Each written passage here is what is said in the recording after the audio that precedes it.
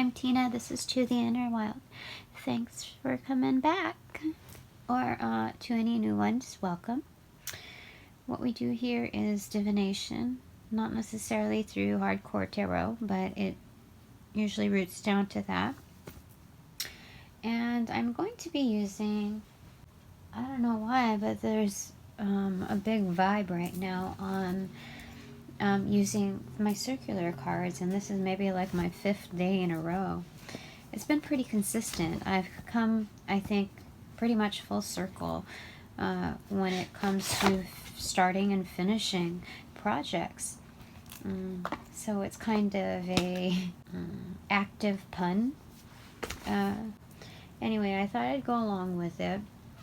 I was in the middle of editing another video, maybe halfway through, and part of the reading reminded me of a scene from a movie I saw a long time ago. And it's not quite what I remember it to be, being that when I watched it, I was in a different context of being. And what did we want to say about that? Okay, before we continue, let's go ahead and invite the angels, the archangels, our higher selves. Who else do we want to invite? Of course, Spirit.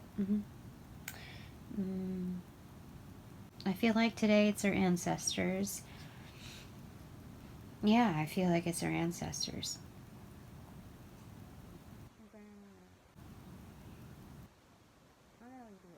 Cosmic families, yes. Okay. Because this is a timeless read. It's when you are due to receive it. I don't know why. What am I looking? Oh my gosh, look at that. What the 220 on the clock. Interesting, yeah. Okay. Well, I'm not to judge the timing of anything. And so far things are going great. Received good news today. I want to read this as a prefix. I don't know what it is. Okay. The self and the storm. Does this have anything to do with the Quiet Storm video that I did a while back? Okay. So this clearly depicts wisdom within.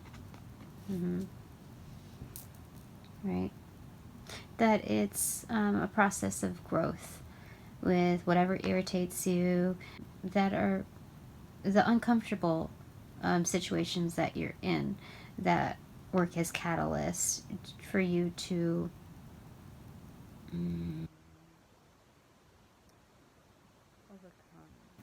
overcome. So with that, it not just irritates you, but compels you to fix whatever situation that's caused discomfort. So that's basically the mucus of the inside of an oyster, right? The world is your oyster, that's within. That's what they're saying. That you formulate that within you. And you can make something admirable, almost like a milestone signifier within, like cornerstones building this temple within you, fortifying you. So that's, yeah. And the storm is really what confirms it. It's the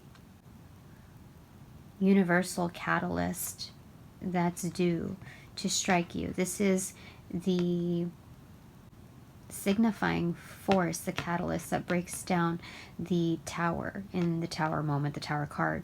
I just saw 4, 5, 6 on the timer. Yeah, so what we're seeing here is pretty much indecipherable.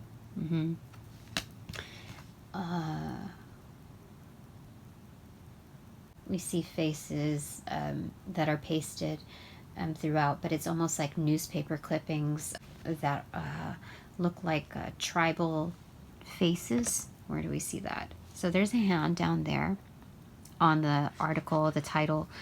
that introduces the storm. It's reaching out for help. There's a message in that. But the faces are right here on the corner. It's off to the side. There's one, I think, right there. Yep. And then there's another right there. So they're all fragmented, almost like shards of glass, but not quite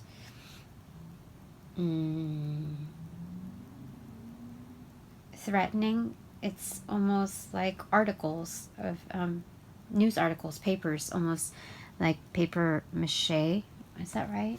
I don't think that's the right way to say it. But it's built almost like a collage. When you see streets, when you walk down them, there's posters plastered up. So it's similar to that effect. What do you call that, though? They're like urban murals. Temporary urban murals. What do you want to say with this? Birds I see hidden in here. I see a cricket that's almost like a shadow. So I think it depicts our conscious. Yeah, our conscience, excuse me, like Jiminy Cricket. But the shadow of him. So it's talking about that, as well as I see a bird. But then it looked like a dog when like a canine. So there's a sense of loyalty in here. Also inferring diligence. And domestic wisdom. It's further depicted with our ancestry here, almost modernized in our landscape. That's what it is. That's what it is. So we have this galactic splash of an intermingling of events and elements that help with, that are parts of the catalyst. So whatever strikes us, especially if it strikes us hard, is almost historic in its value. Yeah. So it's not just white splotches. This is watercolor play, but it's also like bleach spots. So it could be purifying or cleansing in the splashes of elements that collide with what's already on the canvas. Oh, interesting. I've never seen it like that. Yeah, so when you look at like the raindrops from a storm, we're looking at it either being purifying, cleansing, like blending of elements, that opportunity, or cleansing as in bleach. That can be very stringent and abrasive in structure, like intrusive when it comes to touching on these points, right? On the elements that are already on the canvas. So we look at it in the storm in various aspects, that it's inevitable, but it's made for us to view different perspectives within our own being, within our own current situation, and not be so isolated within that it's meant to broaden our perspective beyond the here and now.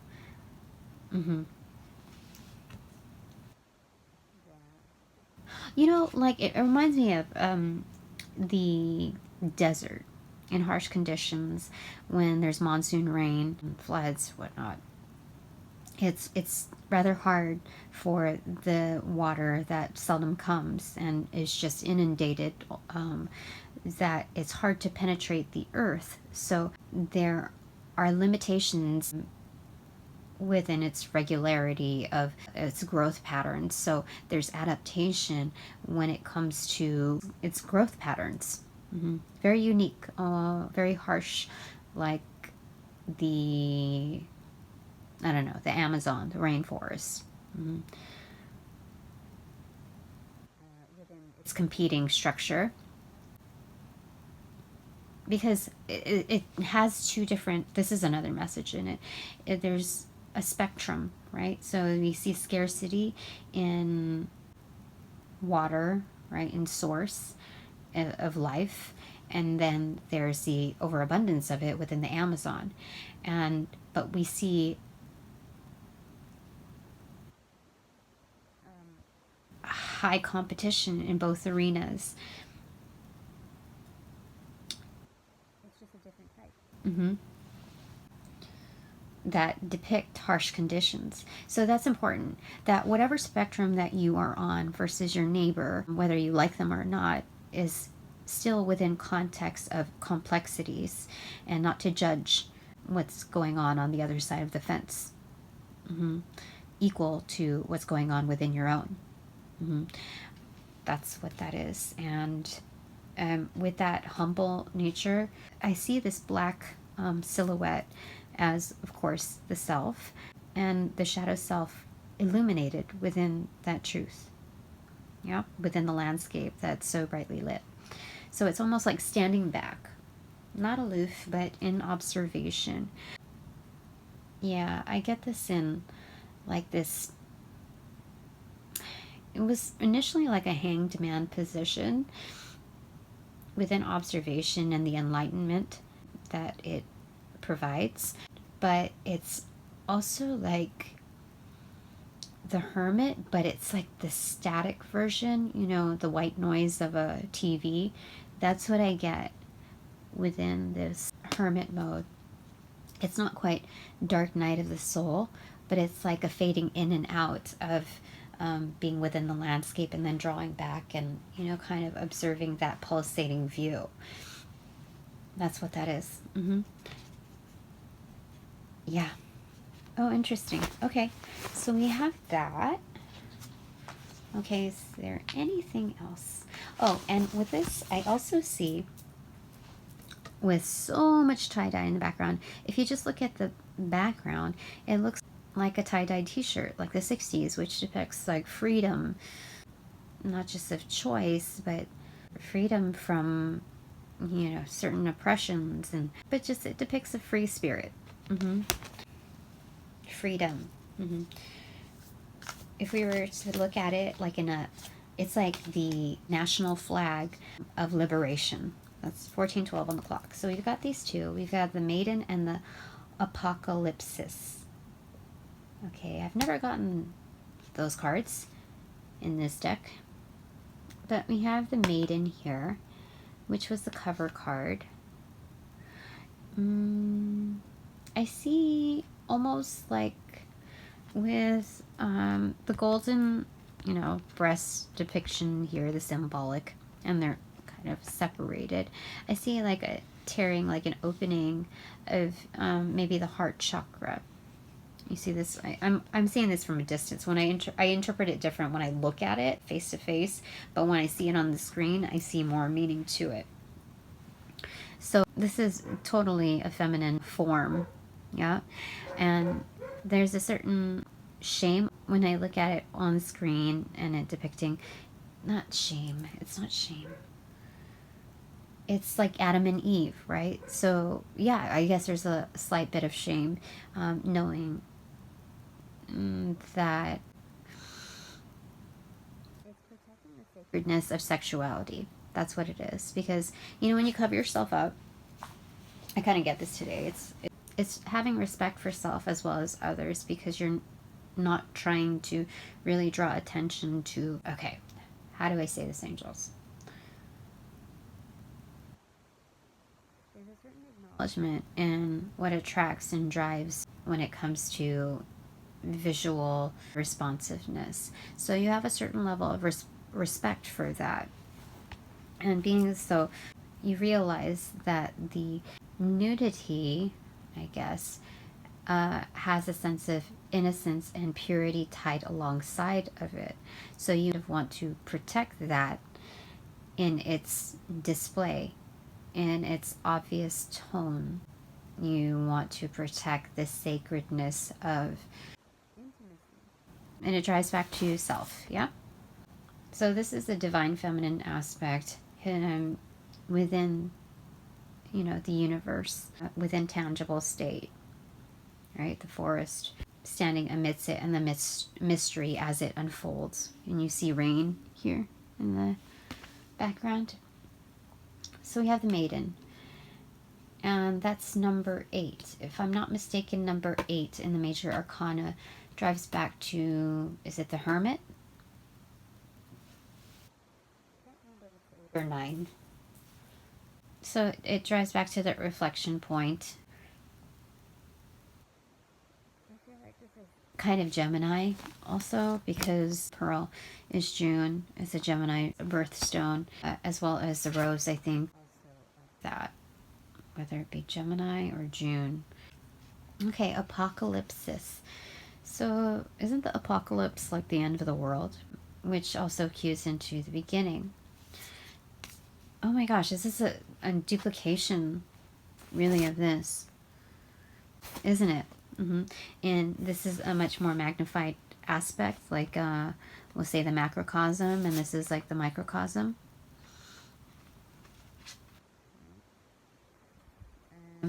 Let me read a little bit on the apocalypsis. In the initiations, removing the veil of deception. Oh, okay.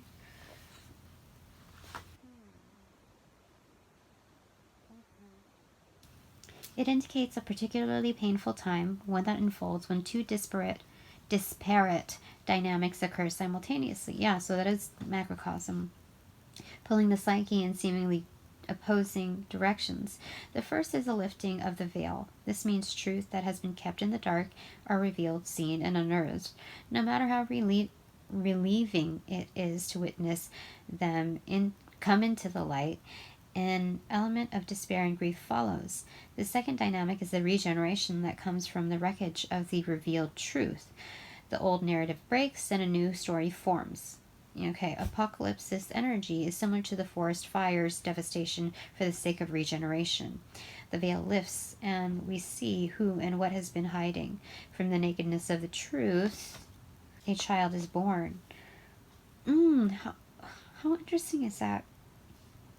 And Maiden is the first signifying unit of the divine feminine when you come to Maiden, Mother, Crone, in the levels of divine feminine in maturation. Like the Maiden is like in the becoming, right? In the making. And the Mother is the Empress, already within, practicing within mastery. And then the Crone is masterful. Truth, right? Have faith in the process. Hold on to your center. Oh, process, like, right? Oh my gosh, isn't that crazy? Have faith in the process. Hold on to your center. That is the only way. I'm reading this card. 21:34 on the clock. When in light, the unknown becomes known and guides the way, such as the Hermit. Whoa. When in dark, nihilism, fatalism, hopelessness. Okay. Revealed from big global lies to little white ones that lace the bedroom sheets. Brace yourself for the horse of truth to storm your every field. Oh my gosh, how weird is that? 2203. Okay, the card has a strong relationship to Aletheia. So that's very interesting how that all ties in together. Yeah, so Spirit, all the energies that we've called in today have really brought it together to see both sides. And this is tied into the other reading about like the shifting back and forth of perspectives. I'll link that in here. I'm noticing because we see I thought we were done talking about the microcosm and macrocosm first, because for a good amount of time, a good chunk, we were talking about that, just like the animus and the anima. But here they want us to see a greater perspective, shifting from self to the greater self, beyond us. They want to see our piece within the whole, right? Peace within the masterpiece. And what else do we want to say about this? There's a certain fragility with the pearl, right? So the wisdom that we carry is very sensitive. It's fragile in like its hardness scale when it comes to gemstones. The composition of a pearl lays between the worlds of water, earth, and fractionally speaking, air. So you get the abundance of pentacle, cup, and sword energy, blending the aspects of manifestations, being emotionally adept, and mental dynamism. So although powerful, also complex and thus fragile within its own intricacies. activities of wisdom, that you carry it with responsibility and with care. Yeah, because it can be easily defaced. What else? Oh, I also learned that with pearls, right, the more that you wear them within its properties, you know, this goes with many gemstones, but particularly for the pearl, to hold close. How do I say it? Because it magnifies its potency within its delivery to its own magic to self, right? So you are facilitating it the more you wear it. I feel like that's all that we needed to convey here. Is there anything else? Very protective within its own being. We have the all-seeing eye here in a more informal, primitive form, because it looks more animalistic than anything, and it has this mandala effect, so it's very protective. Beauty unfolding. So this is almost like that is this, like inside there. And these are 4 flames for each direction. And I think that's it here. Yeah, that was the end of the message. No more card pulls. And again, we have foundation when we look at all 4. And that's it for today. Thanks very much for stopping by. Please give it a like. I really appreciate that. And consider donating to my channel. I truly appreciate that. Either way, hope that helped you. I know it helped me. I mean, it's so cool to, you know, it's like dropping into a classroom, like a master class with spirit. Or, you know, it's spirit in many forms when you call upon different facets of the divine. So, a blessing in itself, even to have the supplement of your energies and the divine that surrounds you. Anyway, have a good day, and I'll see you again later.